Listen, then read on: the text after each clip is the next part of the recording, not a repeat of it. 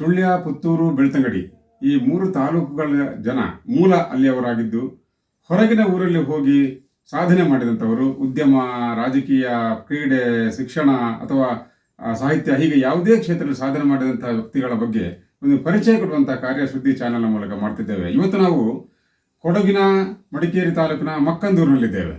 ಮಕ್ಕಂದೂರು ಗ್ರಾಮ ಪಂಚಾಯತ್ ಅಧ್ಯಕ್ಷ ರಮೇಶ್ ಸುವರ್ಣ ಅವರು ಮೂಲತಃ ಪುತ್ತೂರು ತಾಲೂಕಿನ ಕೈಕಾರದವರು. ಅವರ ತಂದೆಯ ಕಾಲದಲ್ಲೇ ಈ ಕಡೆ ಬಂದು ಇಲ್ಲಿ ಸೆಟ್ಲ್ ಆದಂಥವರು. ಅವರು ರಾಜಕೀಯ ಕ್ಷೇತ್ರದಲ್ಲಿ ಮಾತ್ರ ಇರುವುದಲ್ಲ, ಅವರದ್ದೇ ಕಾಫಿ ವರ್ಕ್ಸ್ ಇದೆ, ಅವರದ್ದೇ ಸುವರ್ಣ ಇಕೋ ವಿಲೇಜ್ ಅನ್ನುವಂಥ ರೆಸಾರ್ಟ್ ಇದೆ, ಸಾಧ್ಯ ಅನ್ನುವಂಥ ಒಂದು ಟ್ರಸ್ಟ್ ರಚನೆ ಮಾಡಿಕೊಂಡು ಸಮಾಜ ಸೇವೆ ಮಾಡ್ತಿದ್ದಾರೆ. ಈ ರೀತಿ ಬಹುಮುಖವಾಗಿ ಜನಪರವಾಗಿ ಕೆಲಸ ಮಾಡ್ತಿರುವಂಥ ರಮೇಶ್ ಅವರೊಂದಿಗೆ ಅವರ ಪರಿಚಯ ಅವರ ಬಗ್ಗೆ ನಾವು ಕೇಳೋಣ. ನಮಸ್ಕಾರ ರಮೇಶ್ ಅಣ್ಣ. ನಮಸ್ತೆ ಸರ್. ಈಗ ನೀವು ಚಿಕ್ಕಂದಿನಿಂದ ಈ ಕಡೆ ಬಂದವರ ಅಥವಾ ಹೇಗೆ? ಎಷ್ಟು ಸಮಯದ ಹಿಂದೆ ಬಂದ್ರಿ? ನಮ್ಮ ತಂದೆ ತಾಯಿ ಊರು ಎಲ್ಲ ಯಾವುದು? ಹೌದು, ನಮ್ಮ ತಂದೆ ಊರು ಪುತ್ತೂರು ತಾಲೂಕಿನ ಕೈಕಾರ ಅಂತ ಹೇಳುವಂತ ಗ್ರಾಮ.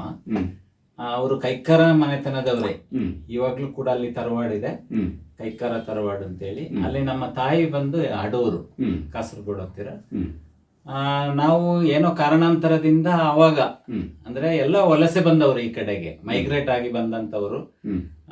ಏನು ಕೆಲಸ ಅರಸ್ತಾನೆ ಬಂದಿರೋದು. ಯಾರು ಶ್ರೀಮಂತರು ಈ ಕಡೆ ಬರುವಂತ ಚಾನ್ಸಸ್ ಕಡಿಮೆ.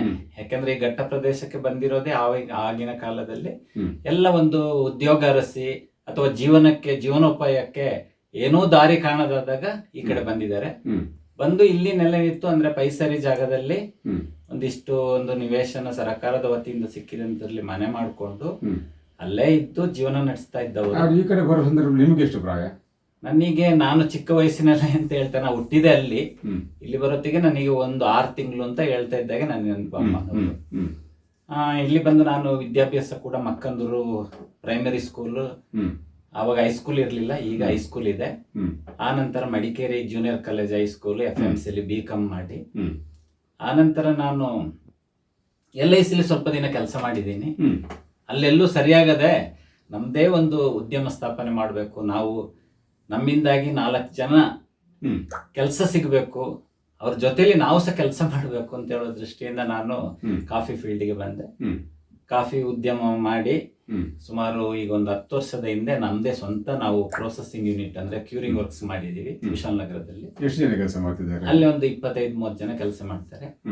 ಆನಂತರ ಒಂದೇ ಫೀಲ್ಡ್ ಸರಿಯಲ್ಲ, ಮಗ ಬೇರೆ BCA ಮಾಡ್ದ. BCA ಮಾಡಿ ಆಳ್ವಸಲ್ಲಿ ಮಾಡಿರೋದು ಅವನು. BCA ಮಾಡಿದ ನಂತರ ನಾನು ಅವನ್ನ ಹೋಟೆಲ್ ಮ್ಯಾನೇಜ್ಮೆಂಟ್ ಮಾಡು ಅಂತ ಹೇಳಿದೆ. ಹೋಟೆಲ್ ಮ್ಯಾನೇಜ್ಮೆಂಟ್ ಮಾಡಿ ಒಂದು ಸಣ್ಣದಾಗಿ ಹೋಟೆಲ್ ಉದ್ಯಮ ಮಾಡುವ ನಾವು. ಯಾಕಂದ್ರೆ ಒಂದೇ ಫೀಲ್ಡ್ ಅಲ್ಲಿ ಇದ್ರೆ ಯಾವಾಗ ಏನಾಗ್ತದೆ ಬಿಸ್ನೆಸ್ ಅಲ್ಲಿ ಅಂತ ಹೇಳಲಿಕ್ಕೆ ಆಗಲ್ಲ. ಇನ್ನೊಂದು ಕಡೆ ಸಹ ಒಂದು ಇನ್ವೆಸ್ಟ್ಮೆಂಟ್ ಇರ್ಲಿ ಅಂತ ಹೇಳಿ ಒಂದು 8 ಎಕರೆ ಜಾಗ ತಗೊಂಡು ಅದ್ರಲ್ಲಿ ಒಂದು ಸಣ್ಣದಾಗಿ ರೆಸಾರ್ಟ್ ಮಾಡಿದ್ವಿ ಮಕ್ಕಂದೂರಿನಲ್ಲಿ. ಅದು ಸುವರ್ಣ ಇಕೋ ವಿಲೇಜ್ ಅಂತ, ಇಕೋ ಫ್ರೆಂಡ್ಲಿ ಇರುವಂತ ಒಂದು ಸಣ್ಣ ರೆಸಾರ್ಟ್. ಒಂದು 7-8-10 ಕಾಟೇಜ್ ಒಳಗಿರುವಂತದ್ದು. ಮುಂದೆ ಅದನ್ನು ಬೆಳೆಸ್ಬೇಕು ಅಂತ ಇದ್ದೀವಿ. ಈಗ ಇಲ್ಲೂ ಕೂಡ ಒಂದು 10-12 ಜನ ಕೆಲಸ ಮಾಡ್ತಿದ್ದಾರೆ ಮಕ್ಕಂದೂರಿಗೆ ಸಂಬಂಧಪಟ್ಟ ಹಾಗೆ. ಆ ರಾಜ್ಯಕ್ಕೆ ಬಂದಿದ್ದು ಅನಿವಾರ್ಯವಾಗಿ ಬಂದೆ ನಾನು ರಾಜಕೀಯಕ್ಕೆ. ಯಾಕಂದ್ರೆ ಕಾಲೇಜ್ ಲೈಫ್ ಅಲ್ಲಿ ಕೂಡ ನಾವು ABP ಅಲ್ಲಿ ಕೆಲಸ ಮಾಡಿದವರು. ನಾನು ಯೂನಿವರ್ಸಿಟಿ ಮಟ್ಟದಲ್ಲಿ ಪ್ರಧಾನ ಕಾರ್ಯದರ್ಶಿಯಾಗಿ ಕೂಡ ಇದೆ ABP. ಅಲ್ಲಿಂದ ಈ ಊರಿಗೆ ಬಂದ ನಂತರ ಇಲ್ಲಿ ಏನಾಗಿದೆ ಅಂತ ಹೇಳಿದ್ರೆ ಎಲ್ಲ ನಿವೇಶನ ಇರ್ತದೆ, ಜನರಿಗೆ ಒಂದು ಮನೆ ಇರ್ತದೆ. ಆದ್ರೆ ಅವ್ರಿಗೆ ಎಲ್ಲಿ ಸುತ್ತಮುತ್ತ ಸ್ಮಶಾನದ ವ್ಯವಸ್ಥೆ ಇರೋದಿಲ್ಲ. ಒಂದು ಮನೆಗೆ ಹೋದಾಗ 3-3/4 ಸೆಂಟಲ್ಲಿ ಒಂದು ಮನೆ, ಪಕ್ಕದಲ್ಲೇ ದಫನ ಮಾಡ್ತಾ ಇದ್ದಾರೆ. ಆ ಹೊಗೆ ಏನು ಮನೆ ಇದಕ್ಕೆ ಅದ್ರ ಏನು ಹಂಚಿದೆ ಅದರ ಪಕ್ಕದಲ್ಲೇ ದಫನ ಮಾಡುವಂಥದ್ದು ನೋಡಿದಾಗ ಈ ಊರಲ್ಲಿ ಒಂದು ಸಾರ್ವಜನಿಕ ಸ್ಮಶಾನ ಮಾಡಬೇಕು ಅಂತ ದೃಷ್ಟಿಯಿಂದನೇ ನಾನು ಗ್ರಾಮ ಪಂಚಾಯತಿ ಎಲೆಕ್ಷನ್ ಇತ್ತು ಬಂದು ಆನಂತರ ನಾವು ಒಂದು ಚೆನ್ನಾಗಿರೋದು ತಾಲೂಕು ಮಟ್ಟದಲ್ಲಿ ಉತ್ತಮವಾದಂತ ಒಂದು ಸ್ಮಶಾನ ಮಾಡಿದ್ದೀವಿ ಇಲ್ಲಿ. ನಾನು 10 ವರ್ಷದಿಂದ ಇದ್ದೀನಿ ಸದಸ್ಯನಾಗಿ. ಇದು 2ನೇ ಟರ್ಮ್ ಸದಸ್ಯನಾಗಿದ್ದು 5 ವರ್ಷ ಇದ್ದೆ. ನಂತರ ಈಗ 2 ವರ್ಷದಿಂದ ನಾನು ಪಂಚಾಯತಿ ಅಧ್ಯಕ್ಷನಾಗಿದ್ದೀನಿ. ಈಗ ಏನ್ ನಮ್ಮ ಕೈಲಿ ಏನಾಗ್ತದೆ ಅದನ್ನ ನಾವು ಮಾಡ್ತಿದ್ದೀವಿ. ಎಲ್ಲ ಆಗಿದೆ. ನಾವು 5 ವರ್ಷದ ಹಿಂದೆನೆ ಅದು ಮಾಡಿದೀವಿ, ಚೆನ್ನಾಗಿರೋದು ಮಾಡಿ. ನಮ್ದು ಸುವರ್ಣ ಕಾಫಿಯಿಂದ ಒಂದಷ್ಟು ಅಮೌಂಟ್ ಹಾಕಿ, ಮತ್ತೆ ನಮಗೆ ಮೊದಲನೇಗೆ ಸ್ಮಶಾನ ಮಾಡ್ಬೇಕು ಅಂದ್ರೆ ಸರ್ಕಾರದ ಜಾಗ ಬೇಕು. ಆ ಜಾಗನ ಹುಡುಕಿ ಒಂದು 1/2 ಎಕರೆಯಲ್ಲಿ ಚೆನ್ನಾಗಿ ಮಾಡಿದೀವಿ. ಅದು ಸ್ಟ್ರಕ್ಚರ್ ಮಾಡಿಬಿಟ್ಟೆ ಮಾಡಿರುವಂತದ್ದು. ತುಂಬಾ ಚೆನ್ನಾಗಿ, ಅಂದ್ರೆ ಮಳೆಗಾಲದಲ್ಲೂ ಏನು ತೊಂದರೆ ಆಗಬಾರ್ದು ಜನರಿಗೆ ದಫನ ಮಾಡ್ಲಿಕ್ಕೆ, ಅಲ್ಲಿವರೆಗೆ ಕಾಂಕ್ರೀಟ್ ರೋಡು ಇಂಥ ವ್ಯವಸ್ಥೆ ಕೂಡ ಪಂಚಾಯತ್ ಮಾಡಿದೀವಿ. ಆ ಸ್ಟ್ರಕ್ಚರ್ ಮಾಡ್ಲಿಕ್ಕೆ ಆವಾಗ ನಮಗೆ ಬರೀ 1 ಲಕ್ಷ ಏನೋ ಪಂಚಾಯತಿಂದ ಅನುದಾನ ಇತ್ತು. ಅದು ಮಾಡಕ್ ಆಗದಾಗ ನಾವು 2 ಲಕ್ಷ ಹಾಕಿದೀವಿ ಇದರಿಂದ ನಮ್ಮ ಸುವರ್ಣ. ಅದು 3 ಲಕ್ಷದಲ್ಲಿ ಅವಾಗ ಮಾಡಿರೋದು, ಒಂದು 8 ವರ್ಷದ ಹಿಂದೆ. ನಾನು ಪಂಚಾಯತ್ ಸದಸ್ಯನಾಗಿ 2 ವರ್ಷಕ್ಕೆ ಅದು ಕಂಪ್ಲೀಟ್ ಮಾಡಿದೀವಿ.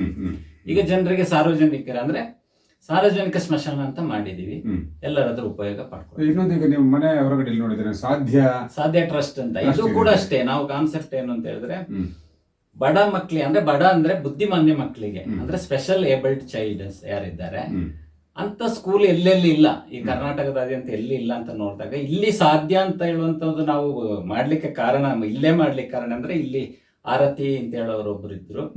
ಅವ್ರು ಇದ್ರ ಬಗ್ಗೆ ಸ್ವಲ್ಪ ಸ್ಪೆಷಲ್ ಎಜುಕೇಟೆಡ್, ಅದ್ರ ಬಗ್ಗೆ ಬುದ್ಧಿಮಾಂದ್ಯ ಮಕ್ಕಳ ಬಗ್ಗೆ ಎಜುಕೇಟೆಡ್ ಆಗಿದ್ರು.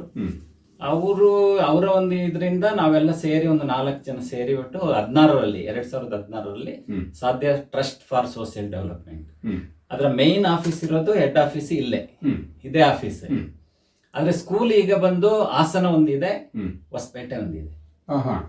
ಹೊಸಪೇಟೆಯಲ್ಲಿ 200 ಮಕ್ಕಳಿದ್ದಾರೆ, ಹಾಸನದಲ್ಲಿ 86 ಮಕ್ಕಳಿದ್ದಾರೆ. ಈಗ ವಿಶೇಷ ಚೇತನ ಮಕ್ಕಳು, ಬುದ್ಧಿಮಾಂದ್ಯ ಮಕ್ಕಳು.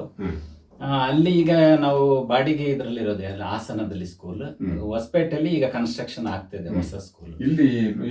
ಈ ಸ್ಥಳೀಯವಾಗಿ ಏನ್ ಮಾಡ್ಬೇಕು ಅಂತ ನಾವು ನೋಡಿದಾಗ, ಇಲ್ಲಿ ನಮಗೆ ಮಕ್ಕಳು ಸಿಕ್ಕಿಲ್ಲ, ಆ ಮಕ್ಕಳು ಬುದ್ಧಿಮಾಂದ್ಯ ಮಕ್ಕಳು. ಯಾಕೆಂದ್ರೆ ಇಲ್ಲಿ ಟಾಟಾದ ವತಿಯಿಂದ ಸ್ವಸ್ಥ ಅಂತ ಹೇಳುವಂತ ಒಂದು ಸ್ಕೂಲ್ ಇದೆ, ಅದು ಸುಂಟಿಕೊಪ್ಪದಲ್ಲಿ ಇದೆ, ಟಾಟಾ ಕಾಫಿ ಅವರ ಅಂಡರ್ ಅಲ್ಲಿ. ಆ ಎಲ್ಲಾ ಮಕ್ಕಳು ಸ್ವಸ್ಥದ ಅಂಡರ್ ಅಲ್ಲಿ ಬಂದಿದೆ. ಮತ್ತೆ ಇಲ್ಲಿ ಬುದ್ಧಿಮಾಂದ್ಯ ಮಕ್ಕಳು ಕಡಿಮೆ. ನಾವು ಕಂಪೇರ್ ಮಾಡಿದ್ರೆ ನಾರ್ತ್ ಕರ್ನಾಟಕಕ್ಕೆ, ಈ ಸೌತ್ ಕರ್ನಾಟಕದ ಕಡೆ ಕಡಿಮೆ. ನಾರ್ತ್ ಕರ್ನಾಟಕದಲ್ಲಿ ನಿಮಗೆ ಹೊಸಪೇಟೆ ಒಂದೇ ಜಾಗದಲ್ಲಿ ನಮ್ಮ ಸ್ಕೂಲಲ್ಲಿ 200 ಮಕ್ಕಳಿದ್ದಾರೆ, ಅಷ್ಟು ಜಾಸ್ತಿ ಇದ್ದಾರೆ ಅಲ್ಲಿ.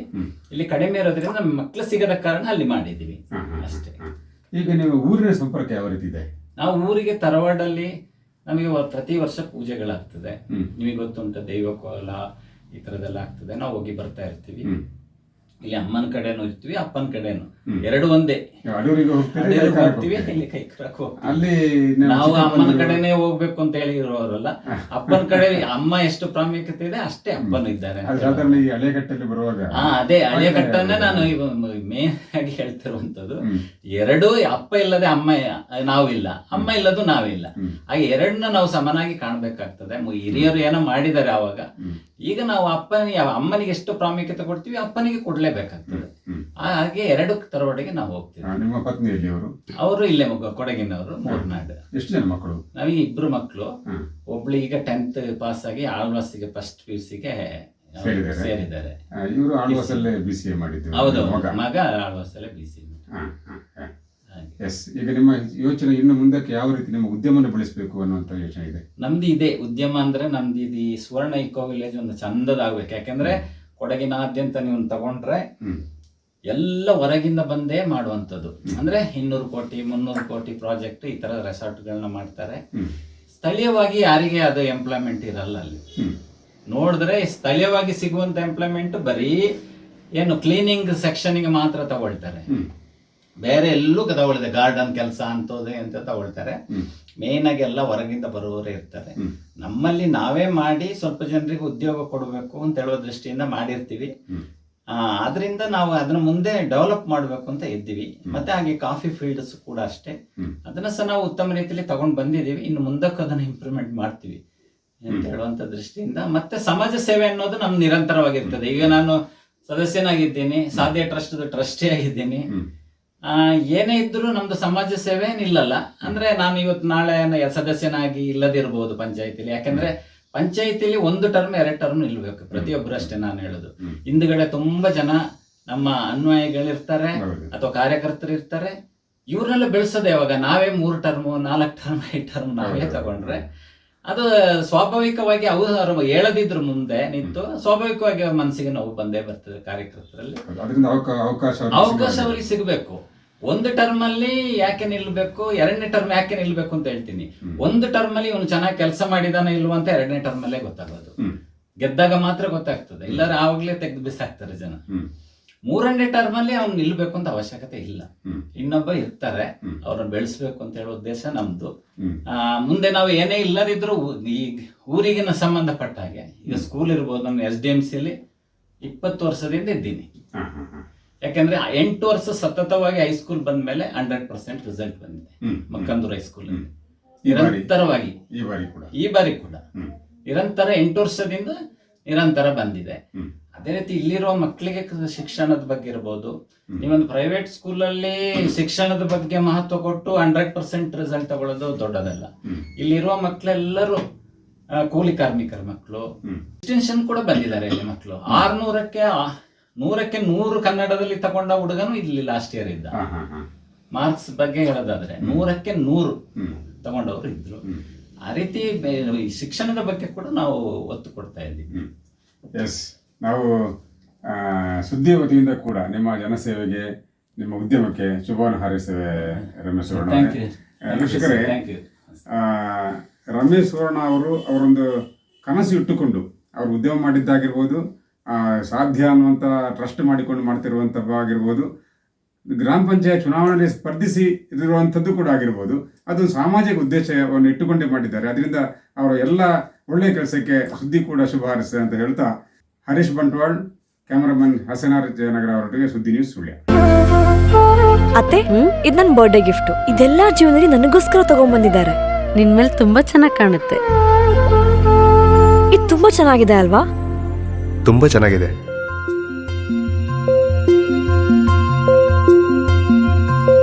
It will look really good on you. Amma? Huh? Mother is always son's first love.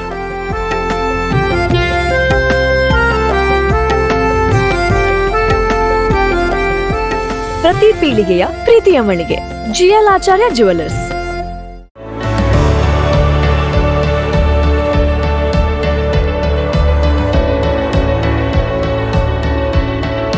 ನಮಸ್ಕಾರ ರೈತ ಬಾಂಧವರೇ, ಬಿಸು ಕಳೆದಿತ್ತು, ಇನ್ನೇನು ಕೃಷಿ ಮಾಡೋದಿಕ್ಕೆ ಸೂಕ್ತ ಸಮಯ. ಹಾಗಾಗಿ ಉತ್ತಮ ಗುಣಮಟ್ಟದ ಗಿಡಗಳಿರುವ ನರ್ಸರಿಯನ್ನ ಹುಡುಕ್ತಾ ಇದ್ದೀರಾ? ಹಾಗಾದ್ರೆ ನಮ್ಮ ಸುಳ್ಯದ ಮೊಗರ್ಪಣೆ ಮಸೀದಿ ಮುಂಭಾಗವಿರುವ ಕರ್ನಾಟಕ ಅಗ್ರಿ ಗಾರ್ಡನ್ ನರ್ಸರಿಗೆ ಭೇಟಿ ಕೊಡಿ. ಇಲ್ಲಿ 3 ಎಕರೆ ಜಮೀನಿನಲ್ಲಿ ತಯಾರಾಗ್ತಾ ಇದೆ ಉತ್ತಮ ತಳಿಯ ಹೈಬ್ರಿಡ್ ತೆಂಗಿನ ಗಿಡಗಳು, ಕೋಕೋ ಗಿಡಗಳು, ಅಡಿಕೆ ಗಿಡಗಳಾದ ಎಂಟರಮಂಗಲ, ಮೋಹಿತ್ ನಗರ, ಸೈಗಾನ್, ರತ್ನಗಿರಿ, ಸುಮಂಗಲ, ಸ್ವರ್ಣ ಮಂಗಳ, ಊರಿನ ಮಂಗಳ ಮತ್ತು ಜಾಯಿಕಾಯಿ ಗಿಡ, ವಿವಿಧ ರೀತಿಯ ಹಣ್ಣಿನ ಗಿಡಗಳು, ಕರಿಮೆಣಸಿನ ಕಸಿ ಗಿಡ, ಪಣಿಯೂರು 7 ಲಭ್ಯ ಹಾಗೂ ಶತಮಂಗಲ ಅಡಿಕೆ ಗಿಡಗಳು ಲಭ್ಯ. Karnataka agri garden nursery, Mogarpane, Halegate, Sullia. Booking ಆಗಿ ಇಂದೇ ಸಂಪರ್ಕಿಸಿ 9048865019 99461 23801.